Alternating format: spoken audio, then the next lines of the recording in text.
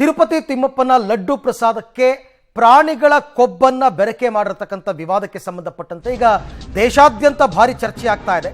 ಈ ನಡುವೆ ಆಂಧ್ರ ಸಿಎಂ ಚಂದ್ರಬಾಬು ನಾಯ್ಡು ಅವರನ್ನ ಭೇಟಿಯಾಗಿದ್ದಾರೆ ಟಿಟಿಡಿಯ EO executive officer Shyamala Rao.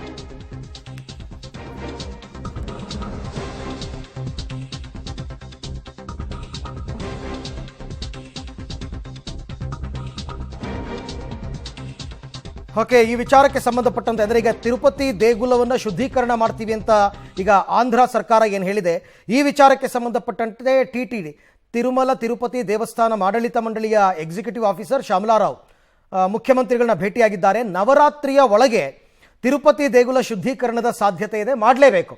ನೀವು ಈ ರೀತಿಯೆಲ್ಲ ವಿಚಾರಗಳನ್ನ ಇಟ್ಕೊಂಡು ಶುದ್ಧೀಕರಣ ಮಾಡ್ದೇನೆ ದೇವಸ್ಥಾನವನ್ನು ಕ್ಲೀನ್ ಮಾಡ್ದೇನೆ ಹಬ್ಬ ಮಾಡೋಕ್ಕಾಗಲ್ಲ. ಹಾಗಾಗಿ ಆಲ್ಮೋಸ್ಟ್ ನವರಾತ್ರಿ ಶುರುವಾಗೋದ್ರೊಳಗಡೆ ದೇವಸ್ಥಾನದ ಶುದ್ಧೀಕರಣ ಕಾರ್ಯ ಆಗುತ್ತೆ. ಮತ್ತೊಂದು ಕಡೆ ಜಗನ್ನ ನಿವಾಸಕ್ಕೆ ಹಿಂದೂ ಕಾರ್ಯಕರ್ತರು ಮುತ್ತಿಗೆ ಹಾಕುವ ಪ್ರಯತ್ನವನ್ನು ಮಾಡಿದ್ದಾರೆ. ಕಾರಣ ಏನು ಅಂತಂದರೆ, ಜಗನ್ ಮುಖ್ಯಮಂತ್ರಿ ಆಗಿದ್ದ ವೇಳೆಯಲ್ಲೇ ಇವೆಲ್ಲವೂ ಕೂಡ ನಡೆದಿರೋದು. ಕೋಟ್ಯಾಂತರ ಹಿಂದೂಗಳ ಭಾವನೆಗೆ ಧಕ್ಕೆಯನ್ನು ತಂದಿದ್ದಾರೆ. ನೋಡಿ, ಸಾಮಾನ್ಯವಾಗಿ ಯಾರು ತಿರುಪತಿಗೆ ಹೋದರೂ ಕೂಡ ಲಡ್ಡು ಪ್ರಸಾದವನ್ನು ತಂದು ಅವರೊಬ್ಬರೇ ತಿನ್ನಲ್ಲ, ಅಕ್ಕಪಕ್ಕದ ಮನೆಯವ್ರಿಗೆಲ್ಲರಿಗೂ ಹಂಚುತ್ತಾರೆ, ಆಫೀಸ್ಗಳಲ್ಲಿ ಹಂಚುತ್ತಾರೆ. ಹಾಗಾಗಿ ಗೊತ್ತಿಲ್ಲದೆಯೇ ಇದನ್ನು ಸೇವನೆ ಮಾಡಿ ಈಗ ತಪ್ಪು ಅರಿವಾಗೋದಕ್ಕಿಂತ ಹೆಚ್ಚಾಗಿ ಗೊತ್ತಿಲ್ಲದೆ ಮಾಡಿರ್ತಕ್ಕಂಥದ್ದು.